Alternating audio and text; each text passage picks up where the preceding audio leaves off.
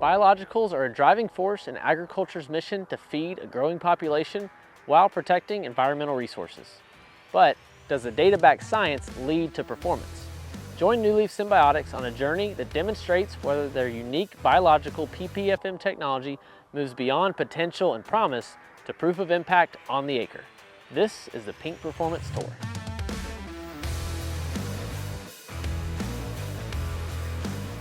Hey Taylor, great to see you again. Yeah, nice to see you, Allison. It's great to be back out here in Bowling Green. Thanks for the invitation, and how's your season shaping up? Yeah, well, you picked a really good day to be here today. Sun shining finally. It's been a little rough. We had a lot of wet weather early on. It was hard to get things planted, but we did get everything in the ground. But that's also shaping up to really show some differences in some of the treatments and things that we're looking at. You're really putting the products to the test, right? Definitely, yeah. So there's been a lot of stress. There is some differences that we're seeing when we dig up roots now. We're seeing some increased root growth on some of the treatments. We're seeing some increase above ground growth as well. So I'm really excited to bring you out to the field and show you what's going on. Oh, I'm excited to see it. How are your TS601 trials shaping up? They look really good. So one thing that we're seeing a lot of environmental stress on the plants, not just insects or diseases. And so it's really kind of starting to set itself apart a little bit with some of the mitigation maybe to some of the stresses that are going on. Fantastic. Yep. Let's head out. So Taylor, walk us through how you've laid out this trial. Okay, so this particular trial, we're comparing different seed treatments, different over treatments, and trying to just evaluate some of the physical differences. And then we're gonna go ahead and take it to yield at the end of this. But we have 4 rows of each treatment standing here. So right here, what we're standing is what I'd consider maybe a grower standard practice. Mm-hmm. This just has a standard fungicide insecticide seed treatment on it. The treatment to your right is actually a completely untreated seed, because I want to see maybe, not only what are we adding in additional treatments, but what happens if we just don't treat anything with our environmental conditions, what diseases maybe we'll see or what kind of stresses bring on. And then to my left over here is the treatment with the 601 that you guys have brought out, and we're going to evaluate that as well. So right now, we have 6 trifoliates on most of these plants out here, and we did make a herbicide pass last week. Okay. So we do see a little bit of tinging on the leaves just from the herbicide.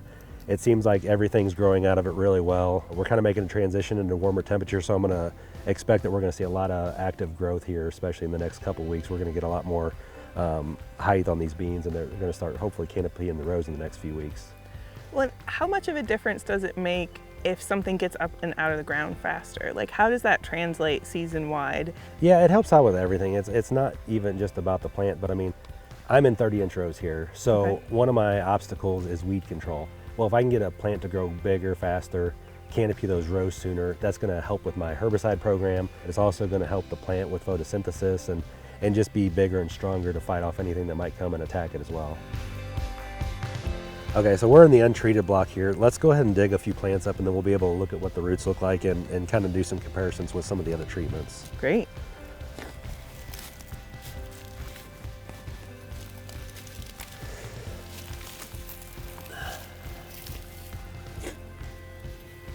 And now this on the base, right, could be pathogen, could be just abiotic stress. Yeah, I'm seeing that all over the field too. Okay.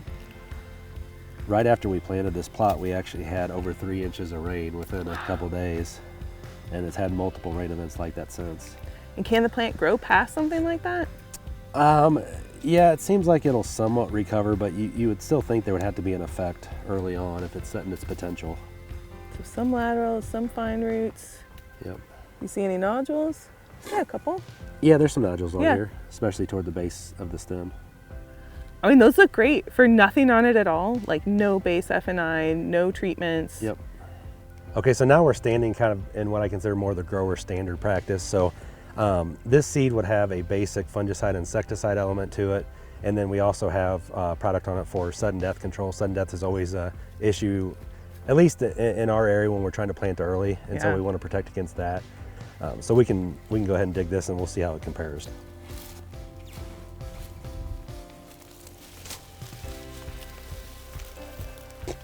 Okay, we'll break these apart here. You can tell just from how much soil came out that they're probably more extensive root systems, right? Yeah, I can actually tell. It's harder to break some of these chunks off of here.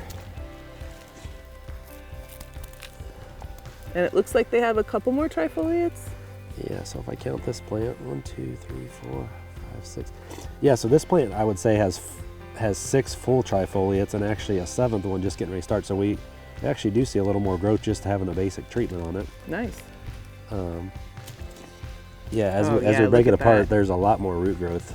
There really is. Yeah, I can actually see more nodules on the roots as well. Okay, so now we're standing in our grower standard practice treated seed plus the 601 treatment that you guys gave me to try out here. Yeah, I mean, you hear about stacks in other contexts. Here we have a biological stack. So we have our PPFM technology soybean biostimulant, and then we also have our EPA registered biofungicide TS601. We love them together.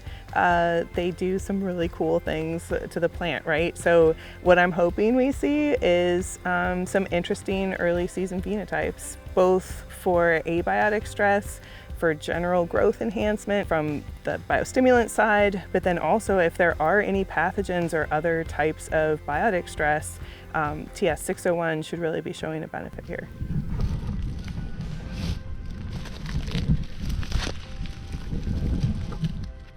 Oh, it is neat. We can already see a lot of roots sticking out the edge of the dirt here. Yeah, look at that. That's great. Break this apart. Yeah, that rooting enhancement is something we've seen across the board with our PPFM technology. They really change the way the plant responds to its environment at an early stage, which kind of sets a trajectory for good things to happen all the way through the season. I call this the perfect seed treatment plot because we put it under extreme stress conditions. Yeah. We planted the field. The forecast was actually calling for 3 inches of rain, and the forecasters actually got it right for once. Oh no. And so we got our 3 inches. It caused a lot of wet soils, and then it stayed cool for a while too. So we had cool and wet conditions going after these plants. And even under that stress, because you can see it has some of the damage at the base, like we saw in the true untreated and the grower standard practice. Yes. But they appear to be growing well through it, right? Yeah, for sure. Yeah, I'd love to see them side by side. It looks like more fine roots. Yeah. We're back at the shop. We washed these off. We've got them all laid out to look at treatment differences. Talk us through what we're looking at here, especially in the context of this exceptionally cold and wet year, right? Yeah, so these, again, this is our early plant date, planted April 18th, right ahead of a big rain. They've been cold and wet ever since they've been in the ground. So a lot of stress, both just from the rain and the temperature both. Right now, what I can visually see between these three, so we have our truly untreated seed with nothing on the seed whatsoever, kind of our grower standard practice with the fungicide, insecticide, and then here we have the addition of the 601 treatment on it. From my perspective, you can just see as we add different treatments, we get increased growth from one end to the other. So, you know, there's definitely a lot of above ground growth, especially on the 601 treatment, but we can even see, it looks like there's a lot more root growth below the ground as well. Almost like 2 inches deeper, right? If you're thinking about accessing soil nutrients. Yeah, not everywhere, but like, yeah, if you look, they're getting maybe farther into the soil profile. Yeah. The other thing I see, it's just like what we saw above ground, you know, when we actually look at these plants individually, those plants with the 601 on it actually are a growth stage or two ahead. Wow.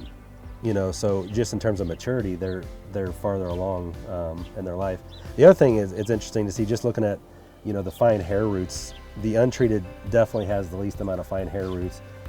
And then even looking at the nodulation, you know, there's nodules that we're seeing on these lateral roots out here, which I don't see on the untreated side of it. And yeah, you only see the nodules on the main root. Yeah, right? and there's nothing that we didn't add an inoculant or anything. It's you know, just naturally occurring on these plants. So I would suspect, you know, just overall plant health is probably going to be better, which is stimulating some of that happening. That's great. And we actually know PPFMs are good partners to rhizobia. They are very complementary to each other, either the native rhizobia that's there in the soil or anything that you add as an inoculant. So I'm not surprised to see that. I'm happy to see it, but I'm not surprised, right? We do tend to see enhanced nodulation. So we had a chance to come out a couple weeks ago, and when we first dug from this same field, we noticed, right, this kind of browning on the stem and maybe even some splitting. I did have the opportunity to send those out to a pathogen diagnostic lab. I was kind of surprised. I thought, oh, it's got to be soil-borne fungi. It's actually just the abiotic stress. They said, no, we couldn't culture anything out of there. It's just that cold and wet that you're actually seeing the plant struggling a little bit, right? So that really is a testament to the exceptional cold and wet that we have this season. But we don't know where the season's going to take us, right? Like, we could end up with hot and dry. We could end up with more pathogens coming in later in the season. And it'll be really interesting to see how 601 helps not just with abiotic stress and fluctuating abiotic stress, but also any pathogen pressure that may occur. Well, I think it's already showing itself, because if you look, every single one of these plants has the same symptoms of abiotic stress with that brown stem at the bottom.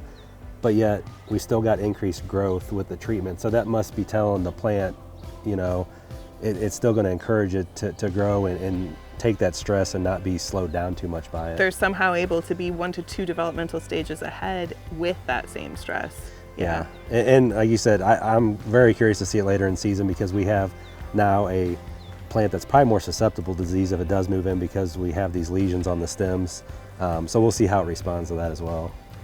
Well, we're excited to come back, check on pod fill, really see how these are setting up for harvest season. Yep, sounds good.